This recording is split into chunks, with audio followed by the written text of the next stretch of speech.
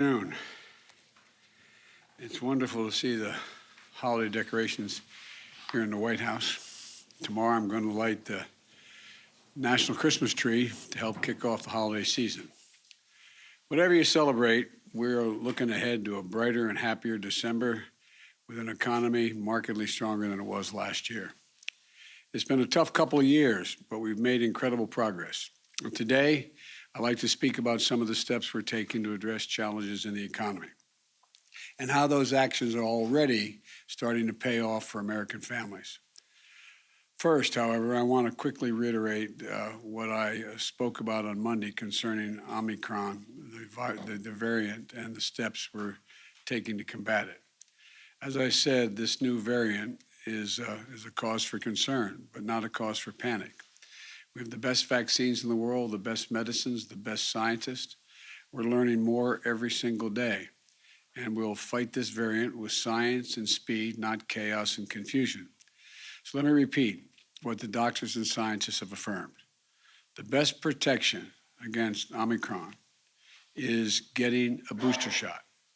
Right now, about 135 million Americans are eligible for a booster, but only about 40 million have gotten one thus far.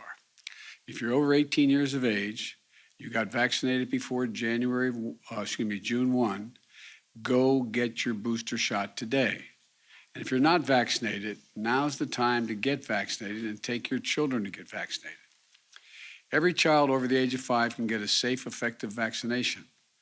Tomorrow, I'll be putting forward the next steps we'll be taking to fight COVID this winter, not with shutdowns or lockdowns, but with more widespread vaccinations, boosters, testing, and more. Now, onto the economy. If you watched the news recently, you might think the shelves in all our stores are empty across the country, that parents won't be able to get presents for their children on this holiday season. But here's the deal. For the vast majority of the country, that's not what's happening. Because of the actions the administration has taken in partnership with business and labor, retailers and grocery stores, freight movers and railroads, and those shelves are going to be stocked.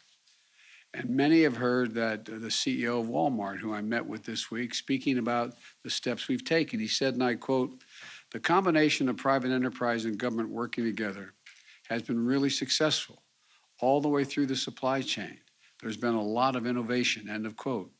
Here's what the progress has looked like. The first thing we had to do was speed up the operations at our ports. Americans are buying more goods than ever, and a lot of those goods come through our ports. 40% of the goods that come into the country on the West Coast come through 2 ports, Los Angeles and Long Beach. To help relieve congestion, I brought together labor and management and asked them to step up and cooperate more, to move forward in operating those ports, not 5 days a week, 40 hours a week, but 24 hours a day, 7 days a week, by adding more shifts at night and on the weekends. Then we had to make sure that people could transport those goods from the ports to stores and homes across the country. We've broken up log jams there as well. Private sector port terminal operators at the ports of Los Angeles and Long Beach, for example, have announced that they're going to eliminate fees when truck drivers come into the port to pick up the containers, if they do it at night or on the weekends, when roads are less congested. Working with my administration, a major ocean carrier, the 4th largest in the world, announced on Monday a new $100 discount when containers are picked up quickly, with larger discounts for nighttime and weekend pickups.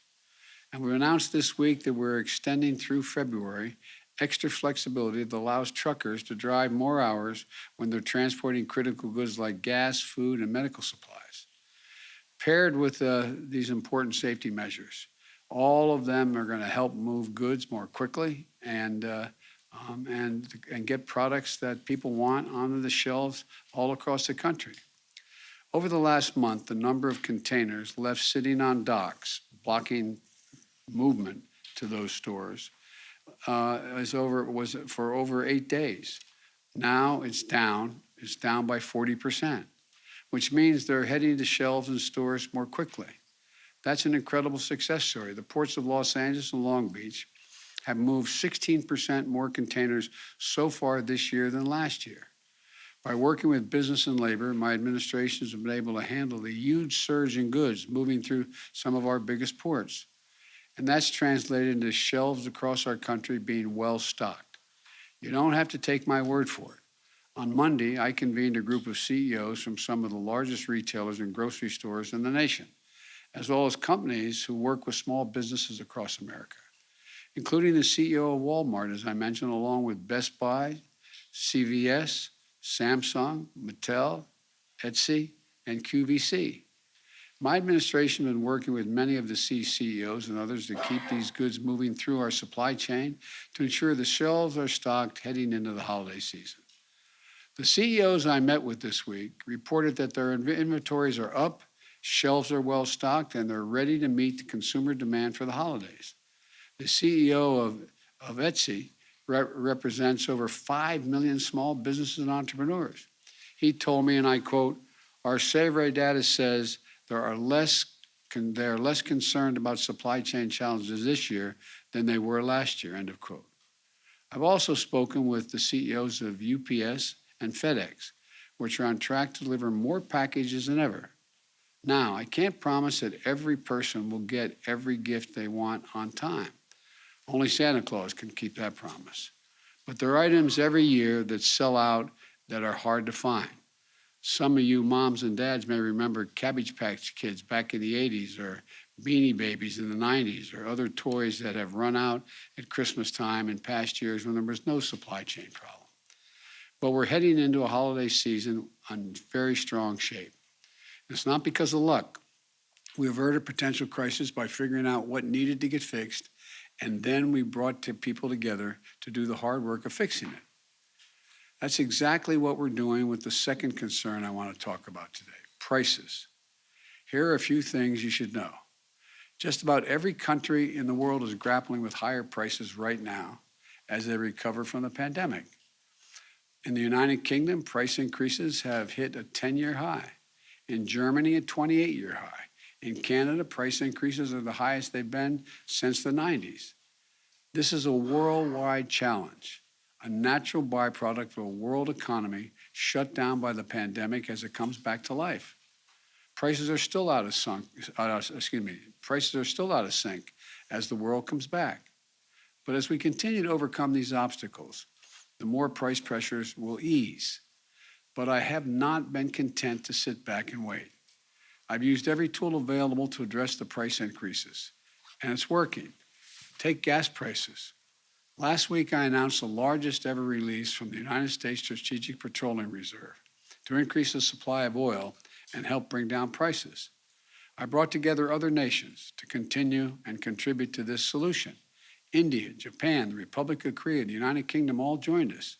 They all agreed to release additional oil from the reserves, and China may be doing so as well. This worldwide effort we're leading will not solve the problem of high gas prices overnight, but it has been making a difference. Over the last month, likely due in part to the anticipation of this action, we've seen the price of oil and gasoline on the wholesale markets come down significantly. In fact, since the end of October, the average weekly price of gasoline in the wholesale market has fallen by about 10%. That's a drop of 25 cents per gallon. Those savings should reach the American people very soon, and it can't happen fast enough. And I've asked the Federal Trade Commission to consider whether potentially illegal and anti-competitive behavior in the oil and gas industry is causing higher prices to be maintained for consumers when the overall cost of oil is down. We can also ensure that American people are paying a fair price for gas. So let's take a step back and take stock of where our economy is. Wages are up. Thanks to the American Rescue Plan, we've delivered significant tax cuts for families raising kids. Tax cuts and rising wages for middle-class families mean the Americans, on average, have about $100 more in their pockets every month than they did last year. About $350 more each month than they did before the pandemic, even after accounting for inflation. Let me repeat that. Even after accounting for rising prices, the typical American family has more money in their pockets than they did last year or the year before that. In fact, We're the only leading economy in the world where household income and the economy as a whole are stronger than they were before the pandemic. You know, there are other signs of strength too. The number of small businesses up by 30% compared to before the pandemic. Thanks to the American Rescue Plan, we've cut child poverty in America by more than 40%. Think about that. Millions of children who spent last Christmas in poverty will not bear that burden this holiday season. And the Treasury Secretary, Janet Yellen, described it yesterday that it is, quote, a profound economic and moral victory for our country, end of quote. Since I took office, we've had a record job creation, 5.6 million new jobs since January 20th of this year. The unemployment rate has fallen to 4.6%. We're seeing more new small businesses, higher wages, and more disposable income. Fewer children in poverty, fewer people getting unemployment checks. None of this was inevitable. It was because of the American Rescue Plan, which virtually every Democrat in Congress voted for and every Republican voted against. It was because of the hard work my administration has done to try to solve the challenges in our economy instead of just pointing fingers and complaining. Now it's time to build on our success and cut costs further for families. That's what my Build Back Better plan does. It will lower out-of-pocket costs for child care, elder care, housing, college, health care, and prescription drugs. These are the biggest costs that most families face. In fact, a new independent analysis released today showed that my Build Back Better plan would mean $7,400 in tax cuts and savings for the typical family with the typical family of 4 with 2 kids. 17 Nobel laureate winners in the Nobel economic winners have written a letter affirming that this bill will reduce inflationary pressure in the economy. 2 of the leading rating agencies on Wall Street confirmed this month that my plan will not add to inflationary pressures. In fact, they will, quote, take the edge off of inflation. Now my Republican friends are talking a lot about prices, but they're lined up against my Build Back Better plan, which would go right at the problem for rising costs for families. Why is that? I don't want to speculate on anyone's motive, but it's always easier to complain about a problem than to try to fix it. One Republican senator even said that rising prices were, quote, a gold mine, end of quote, for Republicans politically. Imagine rooting for a higher cost for American families just to score a few political points. The fact is, the Build Back Better plan is fiscally responsible. It's the first major piece of legislation in more than a decade that is not only fully paid for, but will generate more than $100 billion in deficit reduction. It fully covers the cost of its investments by making the largest corporations and the richest Americans pay a little more in taxes. Think about that, as that's a trade-off worth making, in my view. Having those who have done very well pay their fair share in order to provide a little breathing room for millions of American families. But my critics don't seem to agree. They have a lot of speeches about high prices, supply chain, and other challenges we're facing, but they don't offer any answers. So they're just doing the no vote. That's their plan, vote no. But what does that mean? What does a no vote mean on this bill? Not on cable news, not on Fox, not in the real world, in your life, around your kitchen table. Well, here's what it's going to mean. It means for millions of American families, this bill, that the bills you're paying right now for daycare could be substantially lowered, capped at 7% of your income. But Republicans said no, pay more. It means the bills you're paying right now to take care of your elderly parent could have been lower, a lot lower. But Republicans said, no, don't vote for this bill, pay more. It means the cost of your prescription drugs could have been lower, a lot lower. But Republicans think that those 200,000 children, for example, who need regular doses of insulin should continue to pay as much as $1,000 a month instead of $35 a month. Think of that. Not only affects the health of the child and the family, but imagine you're being a parent and not being able to afford $1,000 a month. not only risks the health of your child, but it robs you of your dignity. The list goes on, but the point's the same.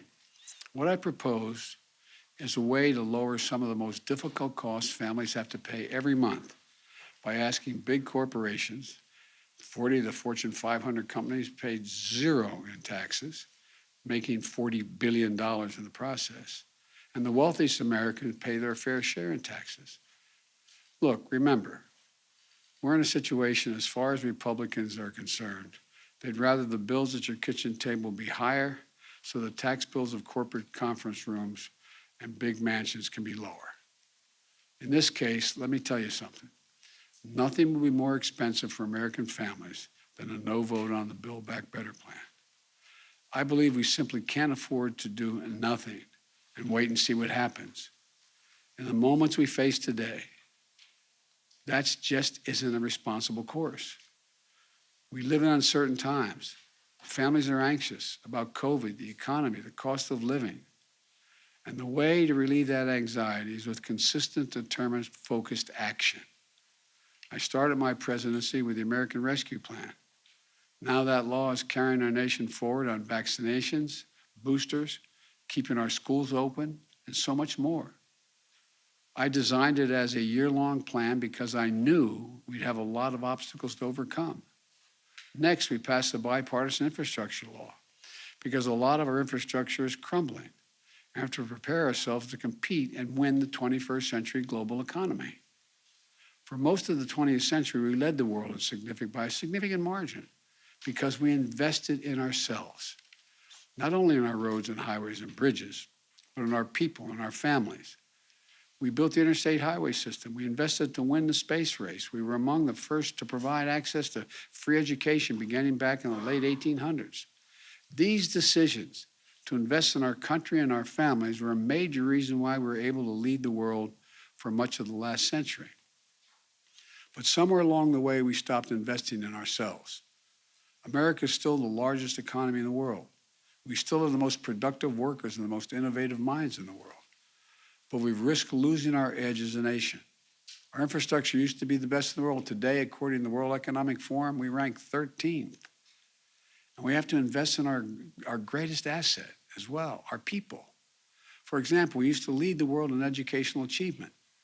Now the Organization for Economic Cooperation and Development ranks America 35 out of 37 major countries when it comes to investing in early childhood education and care.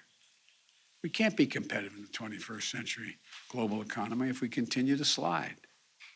One of the reasons I believe so firmly in this is because I know what this country can be. We've always been a nation of possibilities. We didn't become this nation we know by dreaming small. Throughout our history, we've emerged from crisis by investing in ourselves.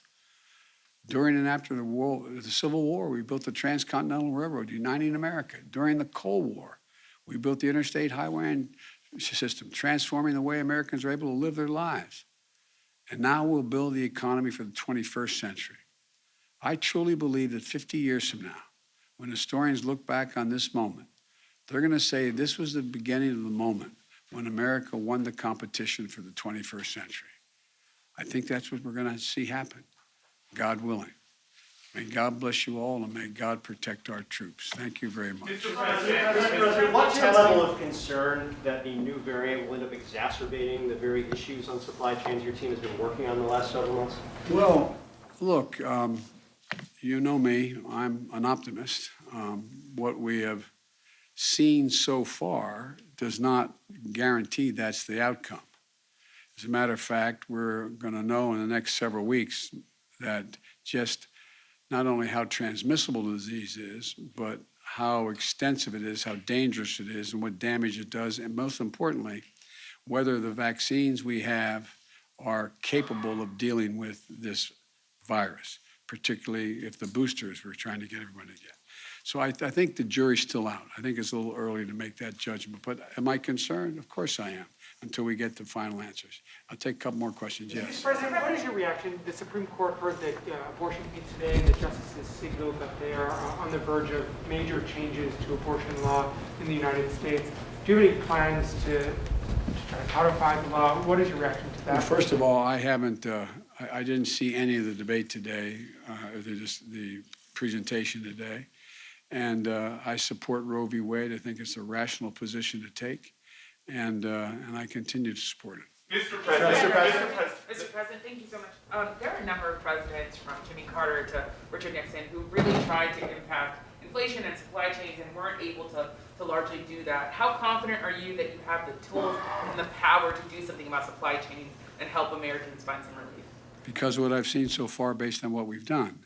This is the first time I've seen where labor and business is so ready to cooperate, because they didn't go through a period of over 2 years almost, of the impacts of a terrible virus that has caused real damage to the world economy.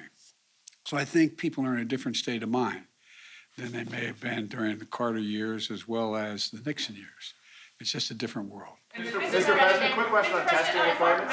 Mark Meadows has written a book revealing that President Trump tested positive for COVID 3 days before your first debate. Do you think the former president put you at risk? I don't think about the former president. Mr. Thank you. President, whatever happens, you promised to shut